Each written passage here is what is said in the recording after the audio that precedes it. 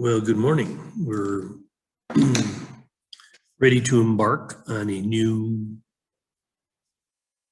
series, one where we simply address each day one aspect or another of reality, the nature of your reality in the space-time world, and how you can shift that reality. Again, your new species that's evolving now, which this is an invitation for you to become a part of, Homo glimiulus. It's a simple shift in consciousness. Louis, my communication device, pretty bright fellow, he spent his life pretty much studying this evolution, and he used Carolyn Mace's description, basically just breaking the evolution of Homo into three parts: Homo erectus, dominated by the tribal mind, which is just focused on physical survival; Homo sapien, focused on the egoic mind, which is focused on certainly more in alignment with evolution, focused on developing, improving, but still kind of focused, the limitation being that the consciousness was focused on the individual. So here, we're asking you to consider that your personal reality can shift from a focus on the body, focus on the person, to this awareness that your body and your person are simply communication devices for what I represent, the eternal realm. Okay.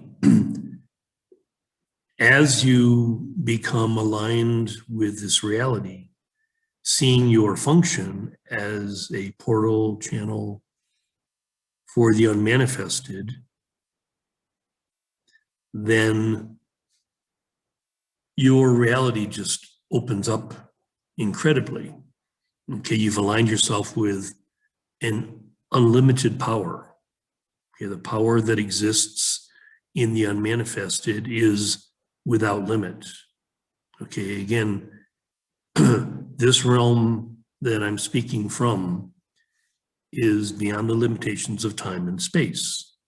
Therefore, all knowledge, all wisdom, all beauty, all power, all truth is available to you. Okay.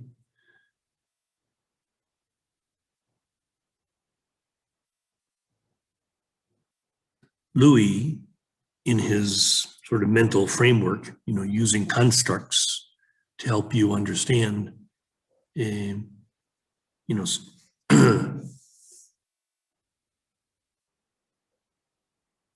has based his ideas, his theories on the teachings of others: Eckhart Tolle, Byron Katie, Dr. David Hawkins, A Course in Miracles.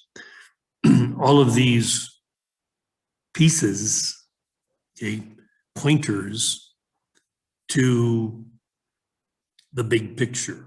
Okay, so now it's time to really focus on the big picture, so that you can shift your perspective from what might appear to be a frightening situation, an unpleasant situation, a tragic situation. Evolution is relatively merciless in that it's an unstoppable force, then that again, from a higher perspective, makes perfect sense.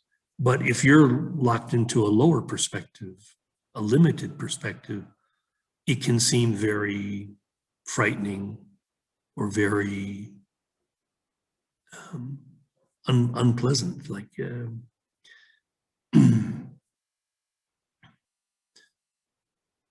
those who are stuck in tribal or egoic consciousness necessarily will see the current evolutionary thrust in a very negative way. Okay, now this isn't helpful because that negativity simply adds to the problem. You know, it's like, again, Louis used the metaphor, it's a very powerful visual metaphor of the Titanic, okay, hitting the iceberg, and the ship is going down. Now, at first, people are in denial. This can't be. You know, this is, again, an egoic defensive mechanism. No. I can't believe it. I can't believe this amazing ship, the unsinkable Titanic, is actually going to sink. But once the reality sets in, then people have a choice. At least some people, some individuals were given a choice to get on a lifeboat or not. And for a variety of reasons, many people chose not to. Okay. You have the choice to shift your consciousness to align with evolution in its drive, okay, for a better world.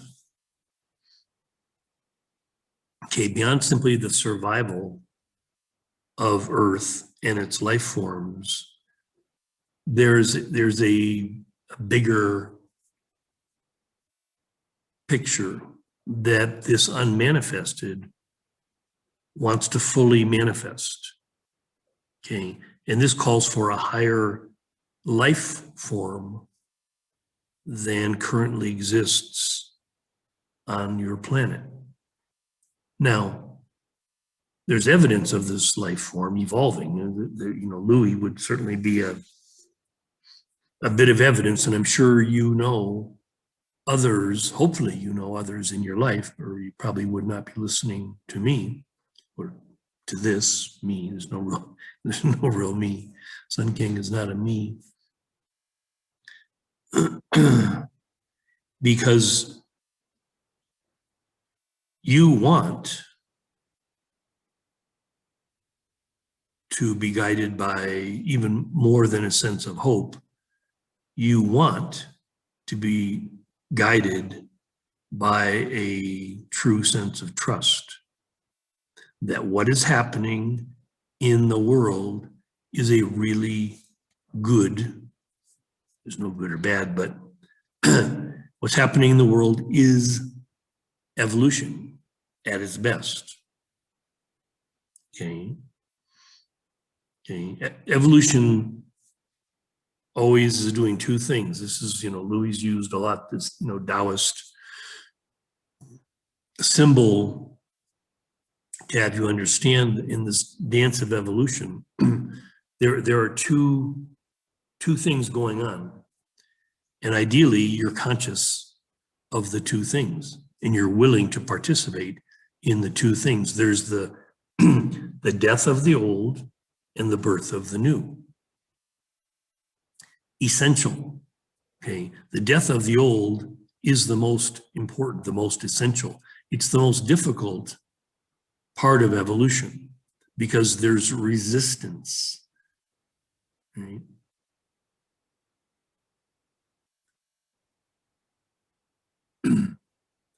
The life force itself doesn't resist death, but those life forms, virtually all life forms, to some degree or another, cling to life, right? There's a survival instinct in all life forms, that life itself has an instinct to preserve itself.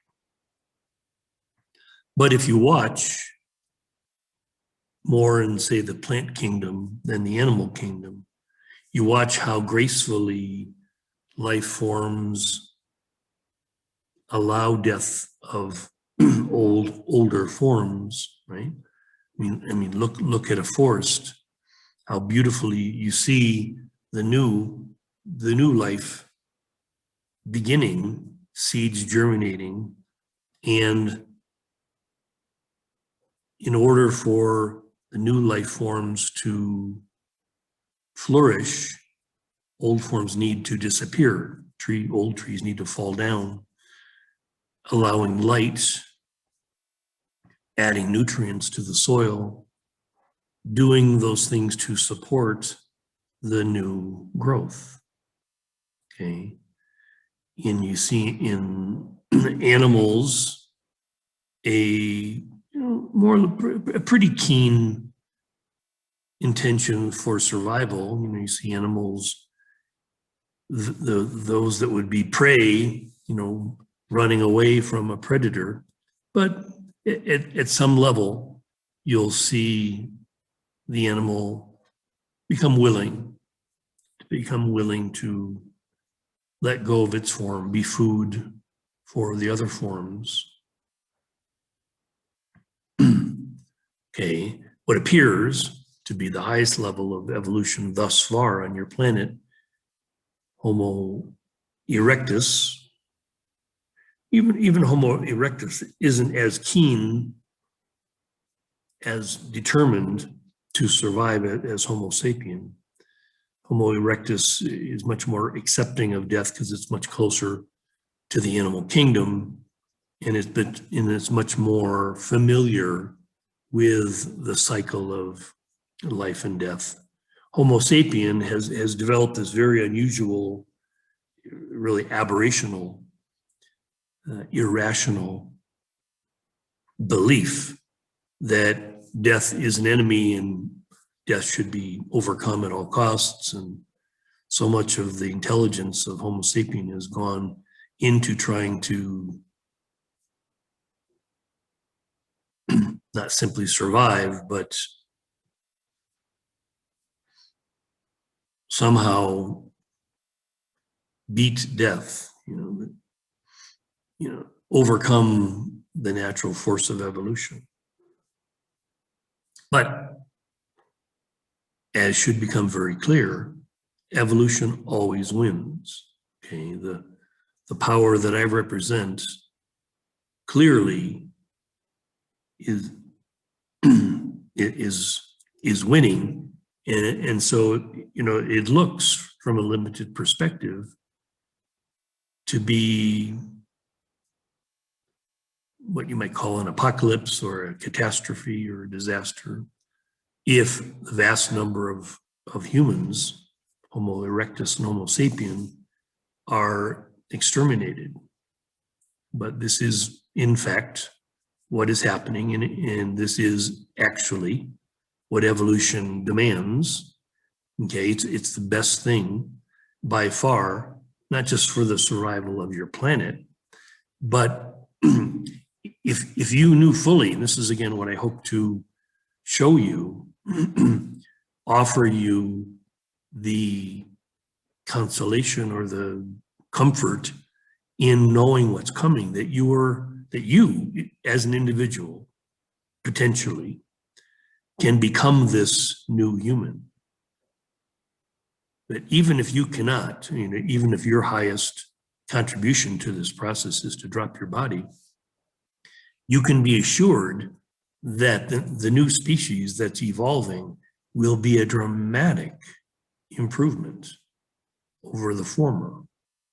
Okay, from the perspective of the current human that's dominating the planet, Homo sapien, from this perspective, it would seem insurmountable to overcome the problems of the world.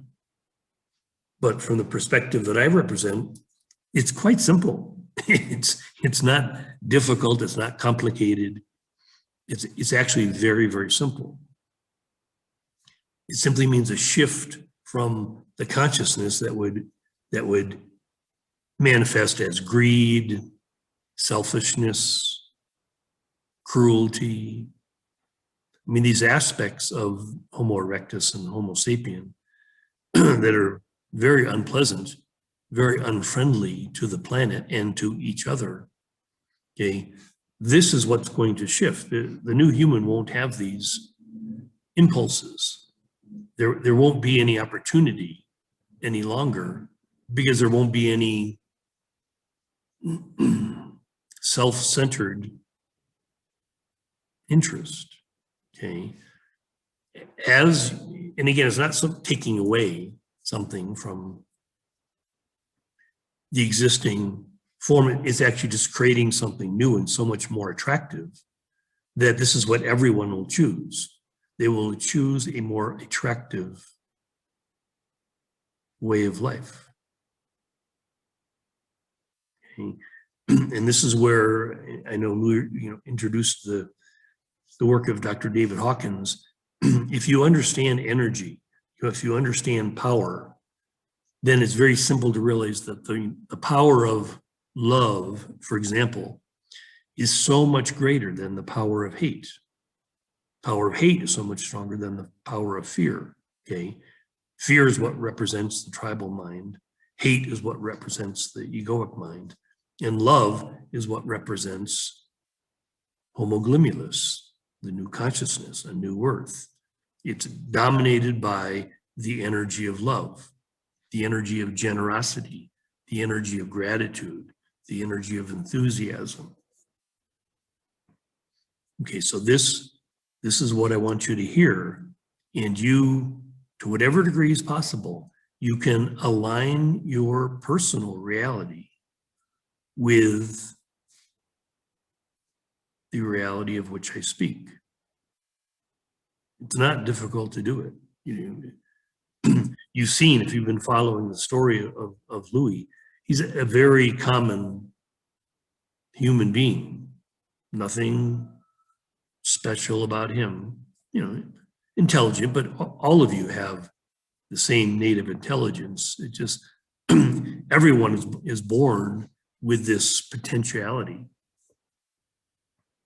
And so it just depends on the conditioning, how much you've allowed conditioning to dumb down this intelligence.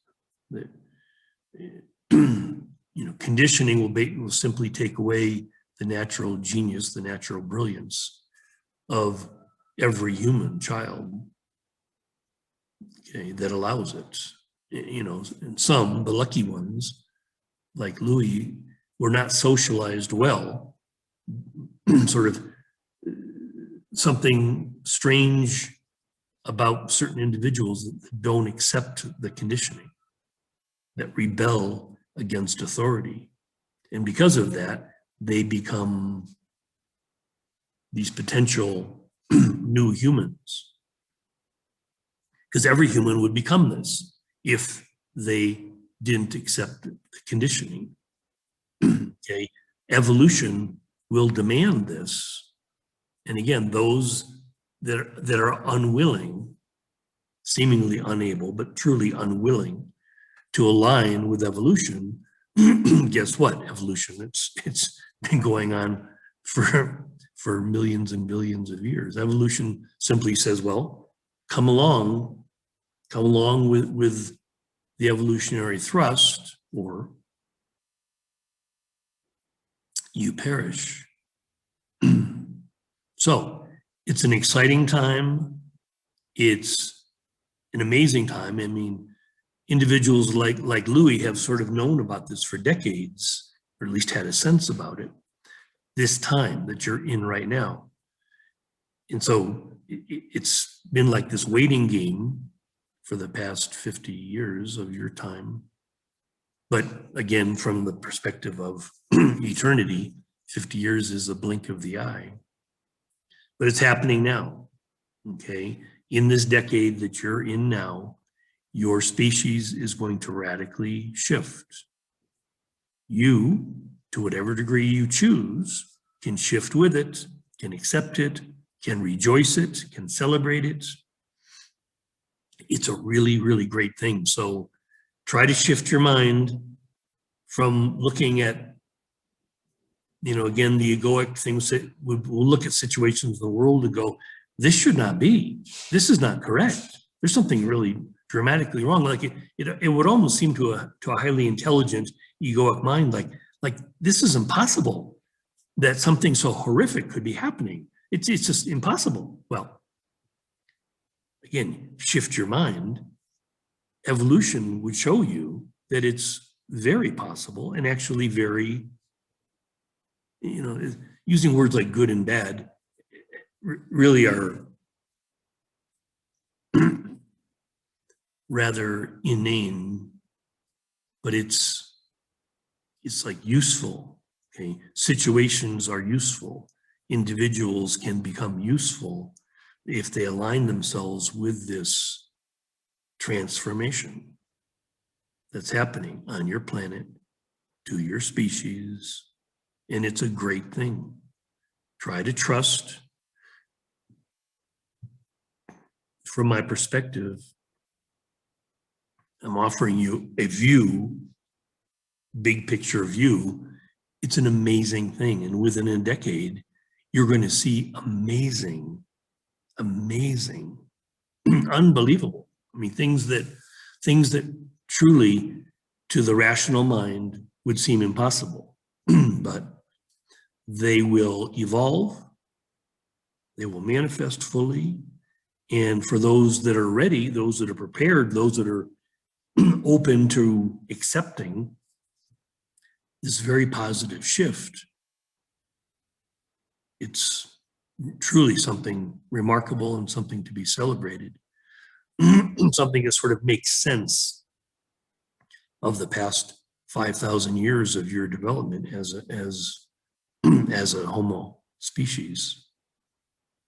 So, great tidings, great blessings from the Sun King. Have a beautiful day.